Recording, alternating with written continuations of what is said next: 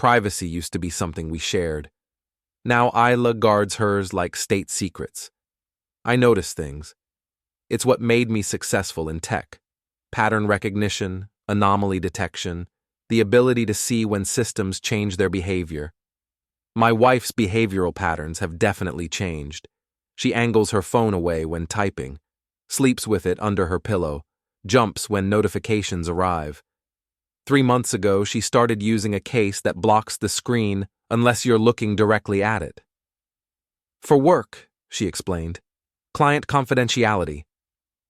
Isla Merrick, successful attorney, devoted mother, my partner of 12 years, has become a fortress of locked devices and guarded conversations. Tonight, she's in our bedroom typing furiously on that protected phone. I lean against the doorframe, watching her fingers dance across the screen with unusual urgency. Working late? I ask. She startles, nearly dropping the device. Just catching up on emails. Must be important emails. You've been catching up every night this week. Her thumb hits the power button, screen going dark. It's case preparation, very sensitive material. I step closer. Sensitive how? Rhett. Her voice carries that tone, the one she uses in court when opposing counsel asks inappropriate questions. It's none of your business what's on here. The words hang in the air like smoke from a discharged weapon. None of my business. After 12 years of marriage, 18 months of growing distance, and countless nights of watching her protect that phone like it contains nuclear launch codes. Of course, I say, keeping my voice level. Privacy is sacred. She relaxes slightly, thinking she's won. Exactly. We all need our personal space. Personal space. Right. I nod and leave her to her emails, walking downstairs to my home office. The irony isn't lost on me. She's talking about privacy while sitting in a house where I designed and installed every security system, every camera, every digital lock. I pull out my own phone and text Jay Singh, I need the works. Digital exhumation. Can you come by tomorrow? Jay responds within minutes. That serious? Define serious. Divorce lawyer serious. I stare at his message for a long moment, then type, maybe. Just need to know what I'm dealing with. I'll bring the good equipment. Upstairs, I hear Isla's phone buzzing repeatedly. Her muffled voice carries through the ceiling. She's talking to someone, but I can't make out words. Just the rhythm of conversation, the cadence of secrets being shared. I've built a successful cybersecurity company by understanding that information wants to be free. Every deleted file leaves traces. Every private message creates digital fingerprints. Every secret leaves evidence. Tomorrow, Jay will help me discover what my wife considers none of my business.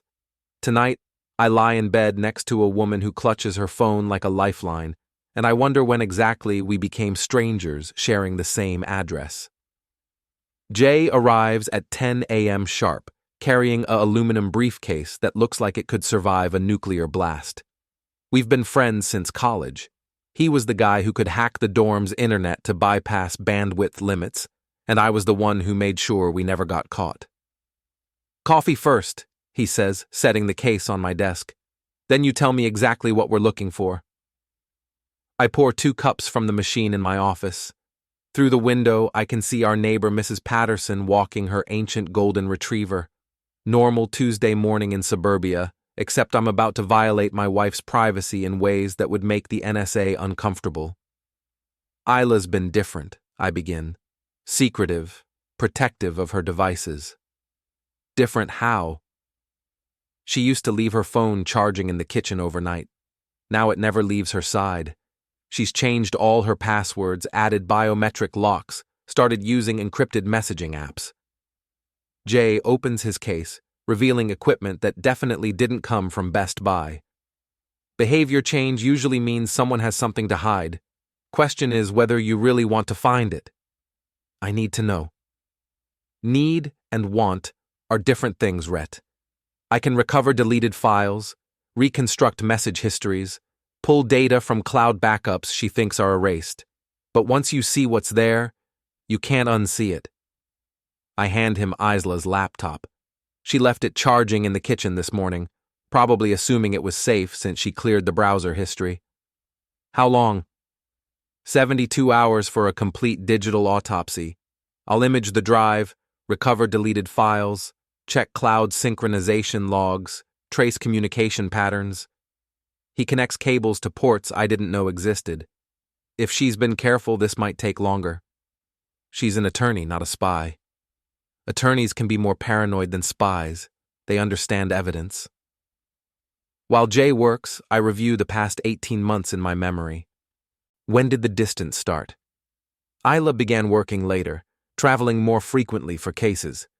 Girls' weekends with Mira became monthly occurrences. She started going to the gym at odd hours, claimed she needed space to think. I attributed it to work stress. Her law firm was expanding, taking bigger cases, demanding longer hours. I supported her career, picked up extra duties with our daughter Evie, never questioned the late nights or weekend trips. Got something interesting, Jay says, pointing to his screen. She's been using a VPN to mask her location data, professional-grade encryption. This isn't casual privacy, this is operational security. Meaning? Meaning someone taught her how to hide her digital tracks. Someone with experience. My phone buzzes. Text from Isla. Working through lunch. Don't wait up for dinner. It's Tuesday. She's had late nights Monday, Tuesday, and Wednesday for the past 6 weeks. I pull up her calendar. No court dates, no client meetings, no depositions scheduled. Jay, can you check her work email against her calendar? His fingers fly across the keyboard. Her official calendar shows standard office hours, but her email metadata shows messages sent from locations across the city during times she's supposed to be in court. The coffee tastes bitter now. She's lying about where she is. Consistently. For months. I walk to the window, watching Mrs. Patterson's dog investigate our mailbox. Everything looks normal from here. Suburban tranquility, well-maintained lawns, the illusion of stable marriages and honest relationships. There's more, Jay says quietly. She's been researching divorce attorneys. Not just any attorneys, specialists in high-asset divorces, custody battles, international law. The words hit like ice water in my veins. When? Started 8 months ago. She's been particularly interested in cases involving business owners, asset protection, parental rights. 8 months. Before the phone locking, before the behavioral changes I noticed. She's been planning something while I was oblivious, thinking we were just going through a rough patch. I need everything, Jay. Messages, emails, location data, financial records if you can access them. I need to know what I'm dealing with. Rhett, are you sure? Once we cross this line? She crossed it first. I'm just catching up. He nods and returns to his equipment. 72 hours. I'll have a complete picture of her digital life for the past 2 years. After he leaves, I sit in my office, staring at the spot where Isla's laptop was charging this morning. She kissed my cheek before leaving for work, said she loved me, reminded me about Evie's soccer practice, all while planning my destruction. My phone buzzes again. Another text from Isla. Mira wants to grab drinks after work. Might be late. Mira Kellren, Isla's best friend since law school, her maid of honor, godmother to our daughter. If Isla is planning something, Mira knows about it. I text back, have fun, love you. The lie comes easily. Apparently, I'm learning. The recovery drive arrives Thursday morning in a package marked System Backup, Handle with Care. Jay's sense of humor hasn't improved since college. I wait until Isla leaves for work. Another busy day in court that her calendar shows as completely empty, before connecting the drive to my secure laptop. 18 months of secrets unfold across my screen like a digital autopsy. The first folder contains text messages Jay recovered from her phone's deleted cache. Thousands of them, organized by contact. I start with Mira K. and immediately understand why Isla felt safe deleting these conversations. Isla, March 15th, 11:47 p.m. He's working late again. Perfect timing. Mira K, March 15th, 11:52 p.m. Room 412 is ready. I told David I'm visiting my sister this weekend. Isla, March 15th, 11:54 p.m. You're amazing. I owe you everything. Mira K, March 15th, 11:58 p.m. That's what best friends are for. Besides, you deserve happiness. I scroll through months of coordination. Mira booking hotel rooms, providing alibis, covering for Isla's absences. She even hosted someone at her house while her husband David traveled for work. Isla, June 3rd, 2:15 p.m. Can you take Evie this weekend? I told Rhett it's a spa retreat. Mira K, June 3rd, 2:18 p.m. Of course, David's in Chicago until Monday. Perfect timing. Isla, June 3rd, 2:22 p.m. What would I do without you? Mira K, June 3rd, 2:25 p.m. Probably make better decisions, but where's the fun in that? Two women conspiring, one man, me, funding their deception unknowingly. Every hotel room, every weekend getaway, every elaborate lie charged to credit cards I pay. The next folder contains emails from a contact listed as TV. The messages are more explicit, more detailed. I recognize the writing style immediately, formal, diplomatic, slightly accented English. From TV, April 22nd, 4:33 p.m. Subject: This afternoon, Isla, you were magnificent today. I cannot stop thinking about your skin, your voice, the way you looked at me when we were together. My position requires discretion, but my desire for you grows stronger each day. Until tomorrow, T from Isla, April 22nd, 6:45 p.m. Subject: This afternoon, Tomas, you make me feel alive in ways I'd forgotten were possible. Rhett sees me as a fixture in his perfect life, the successful wife, the devoted mother, the woman who makes everything look effortless. You see me as a woman with needs, desires, dreams beyond his suburban fantasy. Tomorrow can't come soon enough. I, Thomas. The name appears in hundreds of messages, each one more intimate than the last. Jay's research folder identifies him. Tomas Vidal, trade attaché at the Brazilian embassy, married to Renata Vidal. Diplomatic immunity status active. Diplomatic immunity. The man sleeping with my wife believes himself untouchable. I continue reading, my coffee growing cold as the scope of their relationship becomes clear. This isn't a casual affair. It's a complete emotional replacement. Thomas represents everything I apparently am not.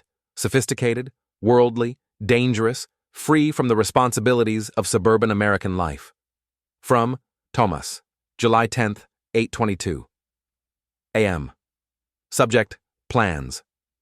My darling, I spoke with contacts in São Paulo yesterday. The position I mentioned is still available, cultural liaison, excellent salary, housing provided.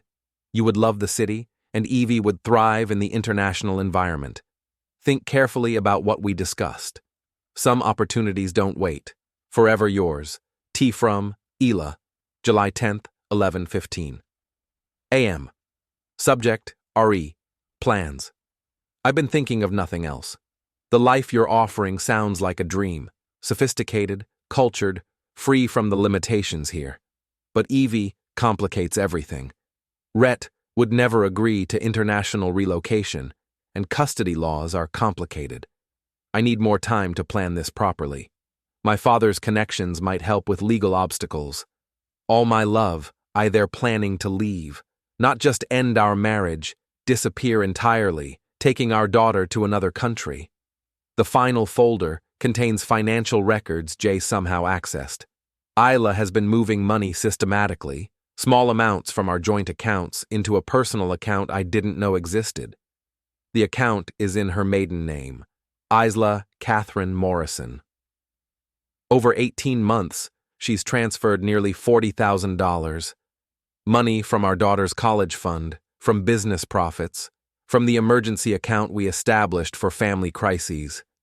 She's been funding her own escape while kissing me goodbye every morning. My hands shake as I scroll through bank statements showing transfers to travel agencies, foreign exchange services, and something called International relocation services.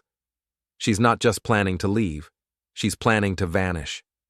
The most recent email is dated 3 days ago, from Tomas, Monday, 9:15 a.m. Subject, timeline. Beloved, the embassy is pressuring me to accept a permanent position in Brasilia. I cannot delay much longer without raising suspicions. If we are going to make this move, it must be soon. Can you be ready by month's end? From Isla, Monday, 11:30 a.m. Subject, RE, timeline. I can be ready. The legal paperwork is more complex than anticipated, but Mira has been researching international custody law. We think there's a window of opportunity if we move quickly and quietly. Evie's passport arrived yesterday. Everything is falling into place. Soon, my love. Evie's passport. They obtained a passport for my 4-year-old daughter without my knowledge or consent. I close the laptop and sit in silence, surrounded by the evidence of my wife's complete betrayal. Not just adultery, conspiracy, theft, planned kidnapping of our child. My phone buzzes. Text from Isla. Dinner with clients tonight, don't wait up. Another lie. According to the messages I just read, she's meeting Thomas at the Marriott downtown. Room 847, reserved under Mira's name, paid for with money stolen from our accounts. I text back, have a good evening. Love you. The lie tastes different now, less bitter, more strategic. Time to start planning my own moves. Isla's 38th birthday falls on a Saturday. She's been dropping hints about a quiet celebration. Just family, maybe a few close friends. Nothing elaborate, she keeps saying. I'm too old for big parties. I have different plans. I want to do something special for your birthday, I tell her over breakfast. You've been working so hard lately. You deserve recognition. She looks up from her coffee, suspicious. What kind of recognition? A real party. Invite everyone, your parents, colleagues from the firm, our neighbors, all your friends. Let me show the world how proud I am of my accomplished wife. Rhett, that's sweet, but I really don't want... I insist. I've already started planning. I want to create a slideshow of our years together, project it during the party, a celebration of everything you've achieved. Her face goes pale. A slideshow? Photos, memories, milestones. I found some great pictures of you and Mira from law school, shots from our wedding, family vacations. It'll be beautiful. I don't think that's necessary. Of course it is. When was the last time we celebrated you properly? You're always supporting everyone else. Me, Evie, your clients. Time for us to support you. She forces a smile, but I can see the calculation behind her eyes. She's wondering what I might have found, what I might include, how much I actually know. That sounds lovely, she says finally. Very thoughtful. The guest list grows throughout the week. Isla's parents, Judge Harold Morrison and his wife Catherine, partners from her law firm, our neighbors, college friends, Mira and her husband David, of course, and one special addition I make personally, Tomas Vidal and his wife Renata. I thought it would be nice to include some of your professional contacts, I tell Isla when she sees the embassy couple on the list. International law is such an important part of your practice. She stares at the names for a long moment. How do you know the Vidals? You mentioned them before. The attaché who consulted on that trade dispute case. I looked up their contact information through the embassy directory. Rhett, I don't think... They already accepted. Renata seemed particularly excited to meet you. That evening, I work late in my office, preparing the real slideshow. Jay helped me organize the recovered messages chronologically, creating a timeline of betrayal that spans 18 months. Each slide builds on the previous one. Starting innocent, early messages that could be explained as friendship or professional consultation, then progressing to explicit planning, financial theft, and conspiracy to kidnap our daughter. The final slides are the most damaging. Ila's messages about timing, Tomas's promises about Sao Paulo, Mira's research into international custody law, and the bank records showing systematic theft from our accounts. 43 guests confirm attendance.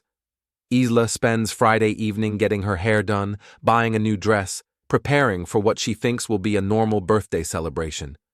Saturday afternoon, I set up the projector myself, testing angles and brightness levels. The living room wall provides a perfect screen, large enough that everyone will see clearly, positioned so no one can miss the display. The slideshow equipment looks complicated, Isla says, watching me adjust the focus. I want everything perfect for your special day. She kisses my cheek. You're the best husband a woman could ask for.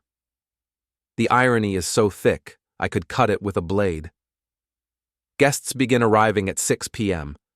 Isla plays the perfect hostess, gracious, charming, accepting congratulations and birthday wishes. She wears the new dress, an elegant black number that probably cost more than most people spend on rent. Money from our joint account, of course. Mira arrives with David carrying an elaborate flower arrangement. She hugs Isla warmly, whispers something that makes my wife laugh. Best friends sharing secrets, as always. Tomas and Renata arrive fashionably late. I watch Isla's reaction when she sees them, a moment of panic quickly masked by professional courtesy. She greets them formally, introduces them to other guests as colleagues from the international trade community. Renata Vidal is striking, tall, elegant, with the bearing of someone accustomed to diplomatic functions. She studies Isla with intelligent eyes, and I wonder how much she knows about her husband's extracurricular activities. Such a lovely home, Renata says to me. Your wife has exquisite taste. She certainly does, I reply, always knows exactly what she wants. Dinner proceeds normally. Isla's parents hold court at one end of the table, Judge Morrison telling stories about landmark cases. Thomas sits strategically distant from Isla, but I catch them exchanging glances when they think no one is watching. After dessert, I stand and tap my wine glass for attention. Thank you all for coming to celebrate Isla's birthday. She means the world to me, and I know she values each of your friendships. Polite applause. Isla smiles, radiant in the candlelight. I've prepared a special presentation, a journey through our years together, highlighting the woman we all love and admire. I dim the lights and activate the projector. The first image appears on the wall, Isla's law school graduation photo. Here's where it all began, I say. A brilliant young attorney, ready to conquer the world. More photos follow, our wedding, early career achievements, Evie's birth. Normal, nostalgic, exactly what guests expect from a birthday slideshow. Then slide 15 appears. A text message, enlarged and clearly readable. Isla, March 15th, 11:47 p.m. He's working late again. Perfect timing. Mira K, March 15th, 11:52 p.m. Room 412 is ready. I told David I'm visiting my sister this weekend. The room goes silent. Someone's fork clinks against a plate. Isla's mother, Catherine Morrison, stares at the wall with growing comprehension. Slide 16. From Thomas, April 22nd, 4:33 p.m. Subject: This afternoon, Isla, you were magnificent today. I cannot stop thinking about your skin, your voice, the way you looked at me when we were together. Catherine Morrison's wine glass slips from her fingers, shattering against the hardwood floor. The sound echoes like a gunshot in the silent room. Judge Morrison rises slowly from his chair, his face transforming from confusion to understanding to rage. Slide 17 appears before anyone can react. From Isla, Monday, 11:30 a.m. Subject: Re-timeline. I can be ready. The legal paperwork is more complex than anticipated, but Mira has been researching international custody law. We think there's a window of opportunity if we move quickly and quietly. Evie's passport arrived yesterday. Everything is falling into place.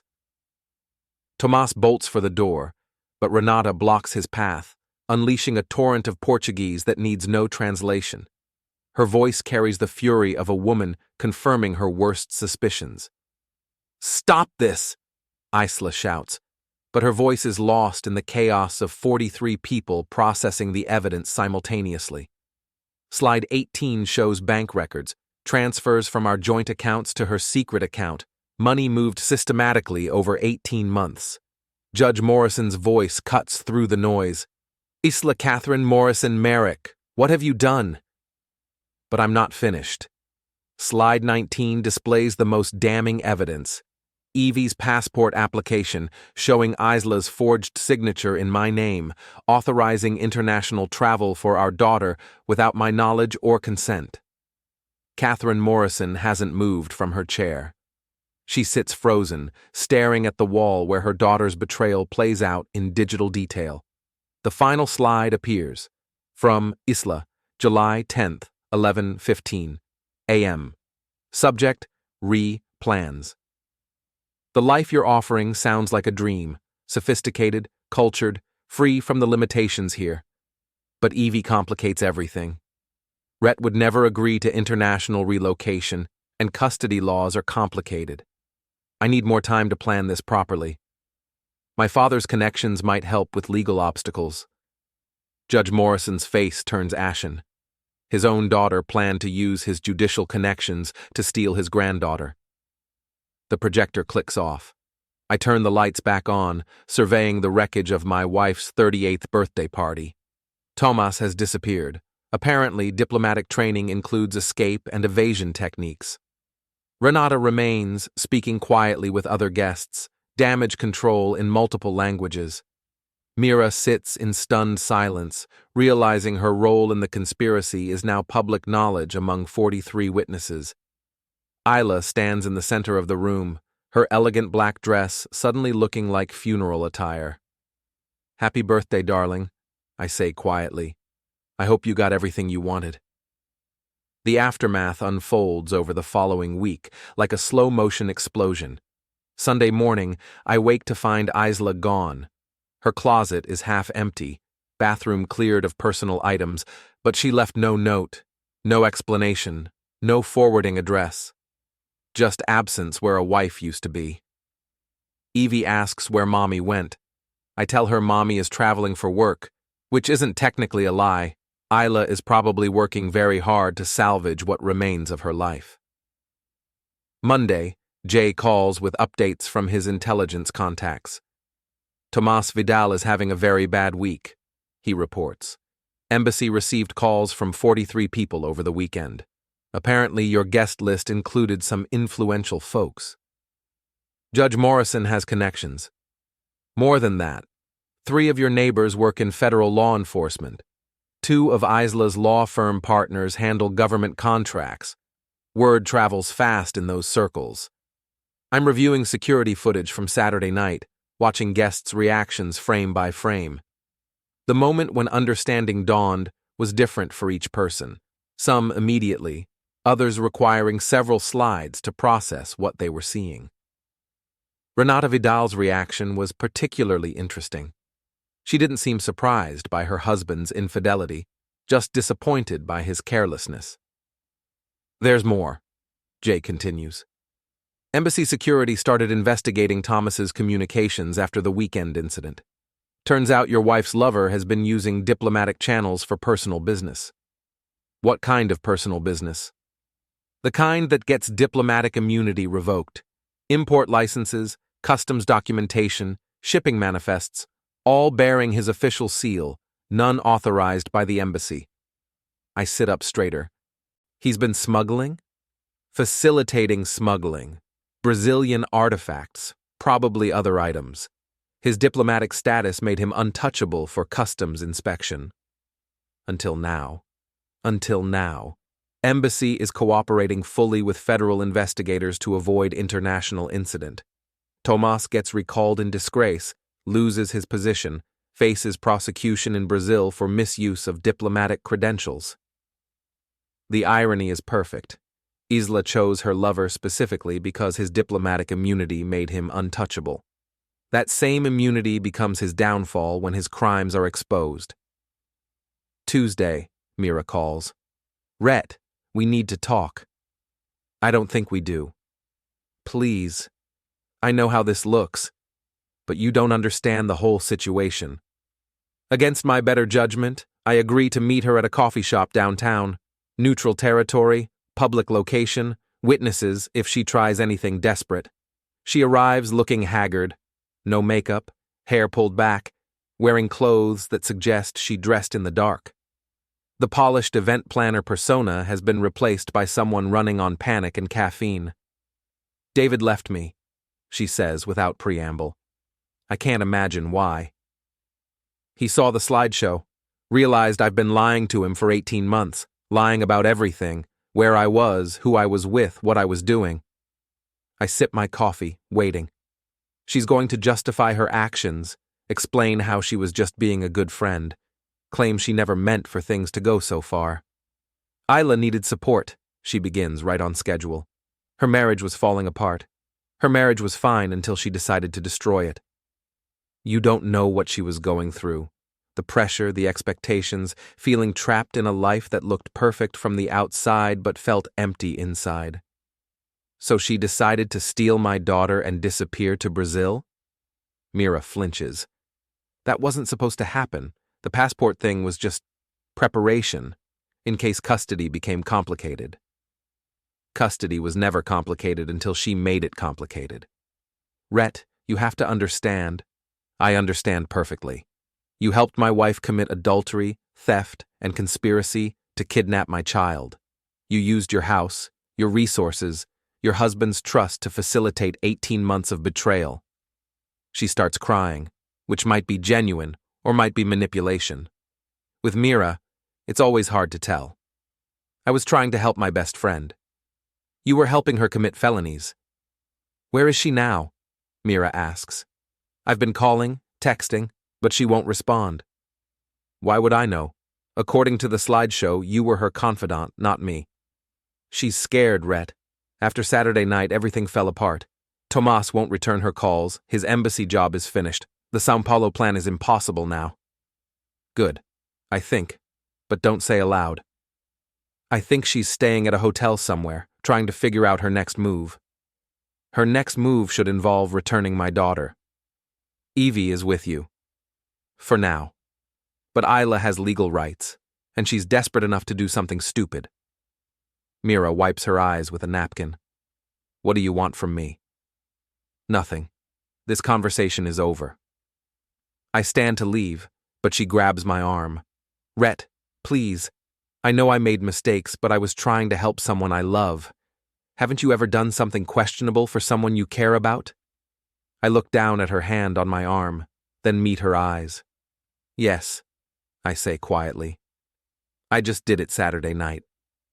Wednesday brings a call from Judge Morrison. I owe you an apology, he says without introduction. You don't owe me anything, Judge. I do. I raised a daughter who betrayed her family, stole from her husband, and planned to kidnap my granddaughter. That reflects on her upbringing, her values, the example Catherine and I set. I don't disagree, but I don't confirm it either. I've been reviewing the legal implications of what Isla did, he continues. The forged passport application alone is a federal felony. Add the theft, the conspiracy charges, the planned international kidnapping. She's looking at serious prison time if prosecutors decide to pursue this. Are they pursuing it? Federal agents contacted me yesterday. They're building a case, but they need your cooperation. I consider this. Prison would solve the custody problem permanently, but it would also mean Evie grows up knowing her mother is a convicted felon. I need time to think about it. Of course. But Rhett, I want you to know that Catherine and I support whatever decision you make. Isla created this situation. You're just dealing with the consequences. Thursday, Isla finally calls. I want to see my daughter. Where are you?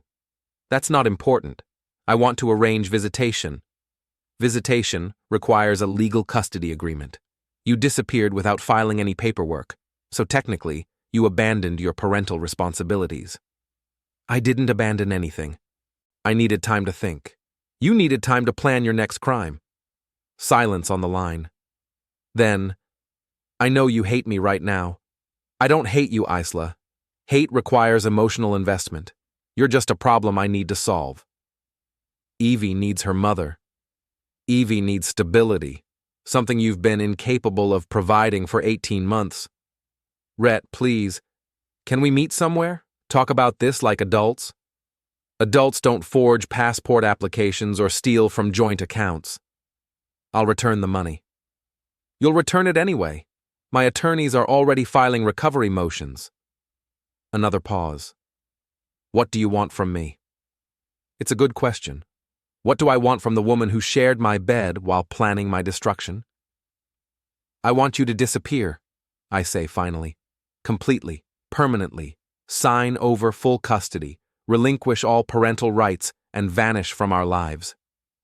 I'll never do that. Then we'll let the federal prosecutors decide your future. I hang up before she can respond.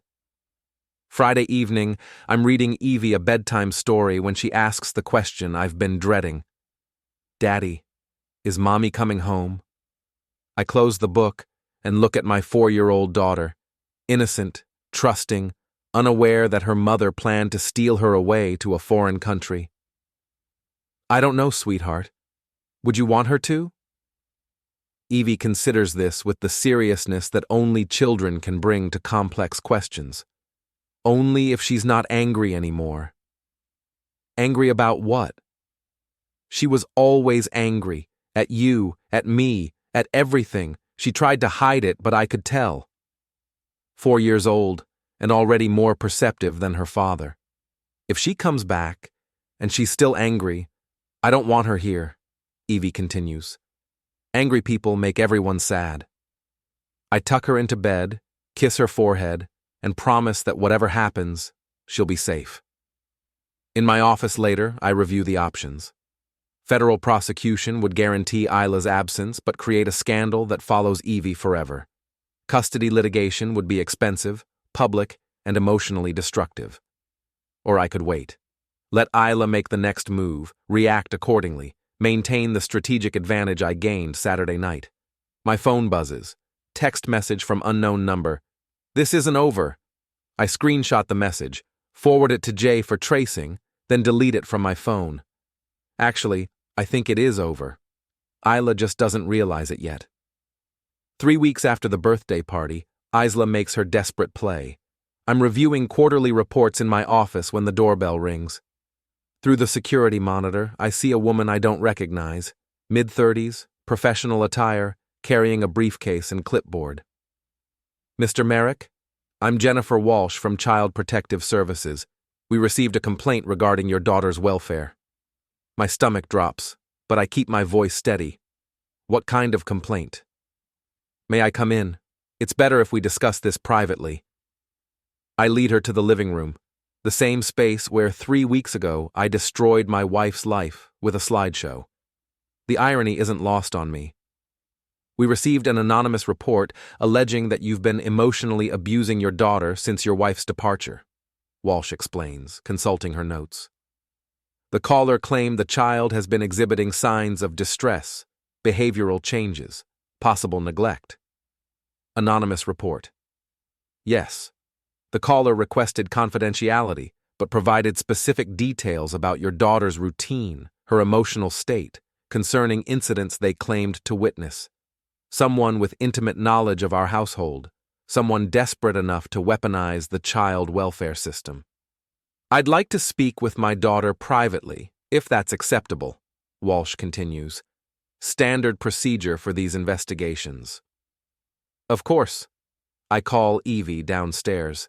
She appears in her favorite dress, the blue one with butterflies that Isla bought her last Christmas, carrying the stuffed elephant she takes everywhere. Evie, this is Ms. Walsh. She's here to ask you some questions about how you're feeling lately. Walsh smiles warmly. Hi, Evie. I love your dress. Are those butterflies? Yes. Mommy bought it for me, but she's not here anymore. Where did Mommy go? Daddy says she's traveling for work, but I think she's hiding because she did something bad. Walsh glances at me, then back to Evie. Why do you think Mommy did something bad? She was angry all the time, and she took money from Daddy's wallet when she thought nobody was looking. Out of the mouths of babes. I hadn't realized Evie witnessed the theft. How do you feel about Mommy being gone? Evie considers this seriously. Sad sometimes, but also quieter. She made everything loud and scary. Loud and scary how? She yelled at Daddy when she thought I was sleeping. She threw things. She cried a lot but tried to hide it. Walsh takes notes, her expression shifting from investigative to concerned. How has Daddy been treating you since Mommy left? Good. He reads me stories every night. He makes pancakes on weekends. He doesn't yell or throw things or cry. Do you feel safe with Daddy? Yes. Daddy protects me from angry people. After 20 minutes of questions, Walsh asks to speak with me privately. We step into the kitchen while Evie returns to her toys. Mr. Merrick, I have to ask directly. Have you been coaching your daughter on how to respond to questions about your wife? No. Everything she told you is her own observation. The anonymous caller painted a very different picture. They claimed you've been telling your daughter that her mother abandoned them, that you've been restricting contact between mother and child, that you've been using adult problems to manipulate a 4-year-old's emotions. The anonymous caller is probably my wife. Walsh raises an eyebrow. Your wife reported you to child services? My wife has been engaging in increasingly desperate behavior since I discovered her affair and her plan to kidnap our daughter. I provide Walsh with copies of the evidence from the slideshow, the messages about Evie's passport, the financial theft, the conspiracy to flee to Brazil. I also show her the threatening text from the unknown number. This is extensive, Walsh says, reviewing the documents. My wife is facing federal charges for passport fraud and theft. She's desperate to regain leverage in what she sees as a custody battle.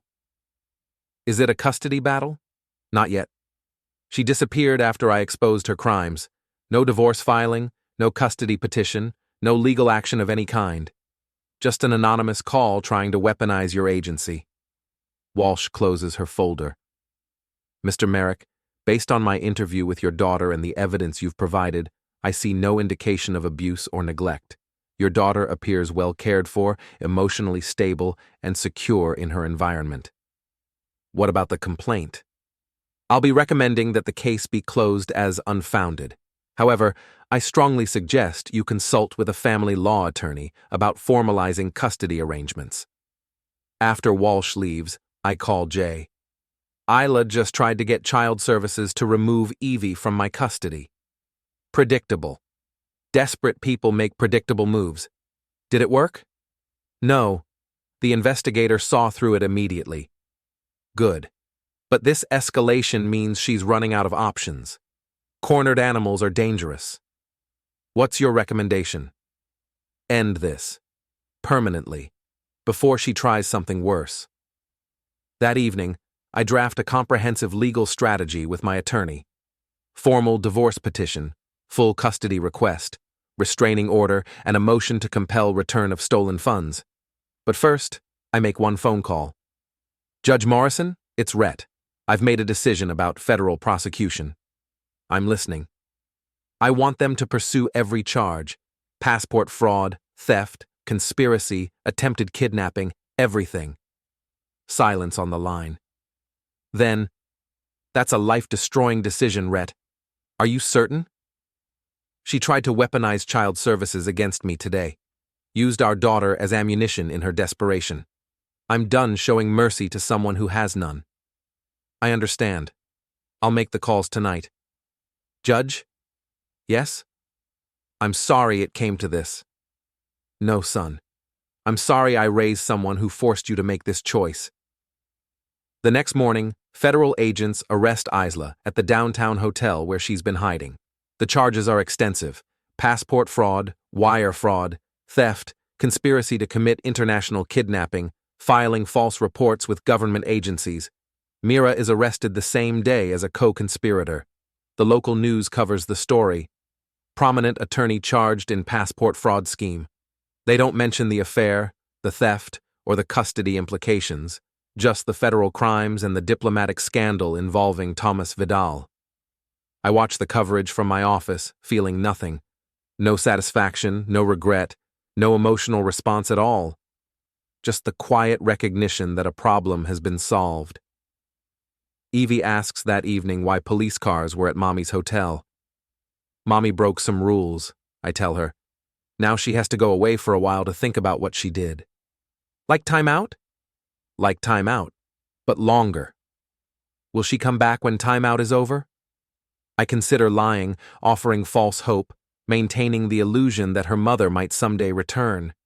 Instead, I choose honesty. I don't think so, sweetheart. I think this timeout might be permanent. Evie nods solemnly, processing this information with the resilience that children possess. That's okay, Daddy. We'll be fine without angry people. Yes, I think we will be. The house feels different now.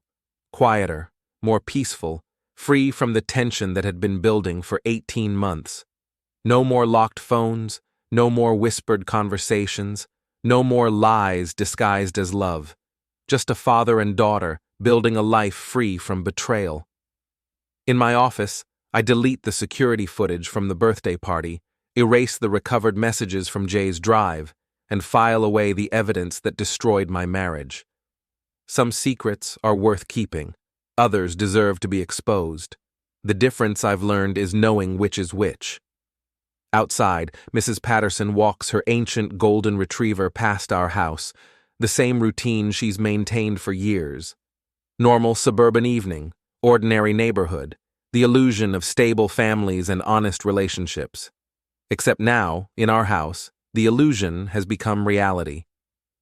My phone stays unlocked on the kitchen counter. I have nothing to hide.